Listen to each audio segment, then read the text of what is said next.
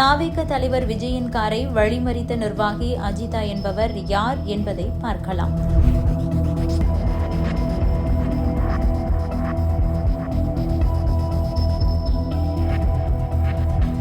தூத்துக்குடி மாவட்ட செயலாளர் பதவி அவருக்கு கிடைக்க வேண்டும் என கோரி விஜய் வந்த காரை அவர் வழிமறித்ததாக சொல்லப்படுகிறது. தமிழக சட்டசபை தேர்தலில் எப்படியாவது வென்று முதல்வராகிவிட வேண்டும் என்ற கனவுடன் நடிகர் விஜய் தமிழக வெற்றிக் கழகம் எனும் கட்சியை தொடங்கியுள்ளார். இந்த கட்சி தொடங்கி 2 ஆண்டுகள் முடிவடைந்துவிட்டன. 2026ஆம் ஆண்டுக்கான சட்டசபை தேர்தல் ஏப்ரல் மாதம் நடைபெறுகிறது. இதனால் தாவேக தீவிர பிரச்சாரத்தில் ஈடுபட்டிருந்த நிலையில் கரூர் சம்பவம் அவர்களது முன்னெடுப்புக்கு முட்டுக்கட்டையானது. எனினும் அடுத்த கட்டமாக காஞ்சிபுரத்தில் மக்கள் சந்திப்பு நிகழ்ச்சி, புதுவையில் மக்கள் சந்திப்பு நிகழ்ச்சி, ஈரோடு பொதுக்கூட்டங்களை விஜய் நடத்தியிருக்கிறார். இந்த நிலையில்தான் பிரச்சாரம், மாவட்ட செயலாளர்கள் நியமனம் என விஜய் தீவிரமாக செயல்படுகிறார். தாவேக சார்பில் 120 மாவட்ட செயலாளர்கள் ஏற்கனவே அறிவிக்கப்பட்டிருந்தனர். எனினும் சில தொகுதிகளுக்கான மாவட்ட செயலாளர்கள் மற்றும் நிர்வாகிகள் நியமனம் இன்னும் அறிவிக்கப்படவில்லை. அந்த பட்டியலில் தூத்துக்குடி மாவட்டமும் உள்ளது. அங்கு 6 சட்டசபை தொகுதிகளுக்கு இதுவரை மாவட்ட செயலாளர்கள் நியமிக்கப்படவில்லை. இந்த நிலையில்தான் மீதமுள்ள மாவட்டங்களுக்கு மாவட்ட செயலாளர்கள் அறிவிக்கப்பட உள்ளதாக நேற்று இரவு தகவல்கள் கிடைத்தன. இதனையடுத்து இன்று காலை முதலே அதிருப்தி நிர்வாகிகள் பனையூர் அலுவலகத்தில் கூடினர். மேலும் தூத்துக்குடி மத்திய மாவட்ட செயலாளராக சாமுவேல் என்பவர் நியமிக்கப்பட உள்ளார் என செய்தி வெளியானது. இந்த தகவலை தொடர்ந்து சாமுவேல் தனது ஆதரவாளர்களுடன் பனையூர் அலுவலகத்திற்கு வந்திருந்தார். இதற்கிடையேதான் அவரது நியமனத்திற்கு பெண் நிர்வாகி அஜிதா எதிர்ப்பு தெரிவித்து அவரது ஆதரவாளர்களுடன் வந்தார். அப்போது அவரை கட்சி அலுவலகத்திற்குள் செல்ல அனுமதிக்கவில்லை. கட்சியில் நீண்ட காலமாக உழைத்தவர்களுக்கு உரிய அங்கீகாரம் வழங்கப்படவில்லை. தொகுதியில் செல்வாக்கே இல்லாத ஒருவருக்கு பதவி வழங்குவது அநியாயம் என அதிருப்தியை வெளிப்படுத்தினார் அஜிதா. விஜயின் நிகழ்ச்சிகளுக்கான பாதுகாப்பு ஏற்பாடுகளை ஒருங்கிணைக்கும் பணியில் ஈடுபட்டு வரும் ஓய்வு பெற்ற காவல் அதிகாரி ஷபியுல்லா அஜிதாவுடன் பேச்சுவார்த்தை நடத்தியும் அஜிதா தனது போராட்டத்தை கைவிடவில்லை.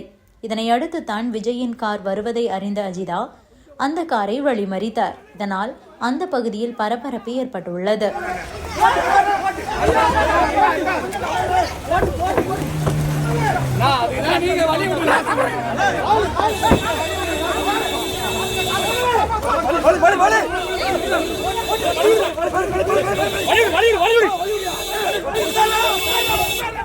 தூத்துக்குடியைச் சேர்ந்த அஜிதா MSc B.Ed படித்திருக்கிறார். இவர் தூத்துக்குடி மாவட்டத்தில் தாவேக நிர்வாகிகளுடன் இணைந்து நிறைய ஆலோசனை கூட்டங்களை நடத்தி வருகிறார். அதேபோல நலத்திட்டங்களையும் வழங்கி வருகிறார். திமுக அரசை கண்டித்து கண்டன பொதுக்கூட்டங்களையும் அவர் நடத்தியுள்ளார். அண்மையில் கூட தமிழக வெற்றிக் கழகத்தின் சார்பாக பழங்குடியினர் மக்களுக்கு நலத்திட்ட உதவிகளை அஜிதா வழங்கியிருந்தார். அவர் செல்லும் இடங்களிலெல்லாம் கூட்டம் கூடுகிறது. தூத்துக்குடியில் அண்மையில் மழை வெள்ளத்தின் போது கூட அதை பார்வையிட்டு பாதிக்கப்பட்ட மக்களுக்கு தேவையான உதவிகளை செய்திருந்தார். தமிழகத்தில் SIR நடவடிக்கைகள் வேண்டாம் என கண்டித்து அஜிதா தலைமையில் தூத்துக்குடியில் போராட்டமும் கூட நடந்தது. இந்த நிலையில்தான் தாவேக மூத்த தலைவர் நிர்மல்குமார் அஜிதாவுடன் பேச்சுவார்த்தை நடத்தியுள்ளார். தாங்கள் திமுகவை விட பெரிய கட்சி என்று நிர்மல் விளக்கமும் கொடுத்திருக்கிறார். வணக்கம். இன்று எங்க தலைமை கழகத்துல எங்களுடைய தலைவர் 8 மாவட்டங்கள், அதாவது மீதி இருந்த மாவட்டங்கள் எல்லாருக்கும் மாவட்ட செயலாளர் அறிவிப்பு முடிஞ்சிச்சு. ஏன்னா இந்த மாவட்டங்கள்ல ஏற்கனவே பொறுப்பாளர்கள் போட்டு கிளை வரைக்கும் பூத் வரைக்கும் எல்லாமே போட்டு வேலைகள் நடந்துட்டு இருந்தது. ஆனால் இன்று அந்த பொறுப்பாளர்களை மாற்றிவிட்டு, ஏற்கனவே பொறுப்பாளர்களாக இருந்தாங்க, மாவட்ட செயலாளர் அறிவிக்காமல் இருந்தது. அவர் பொறுப்பாளரை மாற்றிவிட்டு இன்னைக்கு மாவட்ட செயலாளர் மீதி இந்த மாவட்டத்திற்கெல்லாம் அறிவிக்கப்பட்டு இருக்கிறது. ஸோ இதன் மூலமாக அடுத்த கட்டமாக எல்லா தேர்தல் பணிகள் இந்த மாவட்டங்கள் ஏற்கனவே எல்லா நிர்வாகிகளும் போடப்பட்டு எல்லாமே பொறுப்புகள் போடப்பட்டு கிளை பூத் கமிட்டி எல்லாம் போடப்பட்டு இன்னைக்கு அறிவிப்பு வெளியிட்டு எங்களுடைய தலைவர் அனைவருக்கும் அந்த அறிவிப்பு ஆணையை அனைத்து நிர்வாகிகளுக்கும் மாவட்ட நிர்வாகிகள் யார் யாருக்கெல்லாம் அறிவிப்பு கொடுக்கப்பட்டுள்ளதோ அவங்களுக்கு அறிவிப்பு ஆணைகளை எங்களுடைய தலைவர் வெளியிட்டார். இப்ப தற்போது அது நடந்து முடிந்தது. வேற ஏதாவது இல்ல, அது கட்சிகள்ல எல்லா கட்சிகள்லையும் நிர்வாகிகள் இப்ப நம்மளுடைய விஎம்ஐ மக்கள் மன்றமாக இயக்கமாக இருக்கும் பொழுது 10 லட்சத்துக்கும் மேற்பட்ட நிர்வாகிகள் இருந்திருக்காங்க. இப்ப நீங்க அதை கட்சிக்குள்ள நீங்க கொண்டு வர்றப்ப ஒவ்வொரு மாவட்டத்திலையும் ஒரு மாவட்டத்துல 10 நிர்வாகிகள் 12 நிர்வாகிகள் போட வேண்டியிருக்கும்.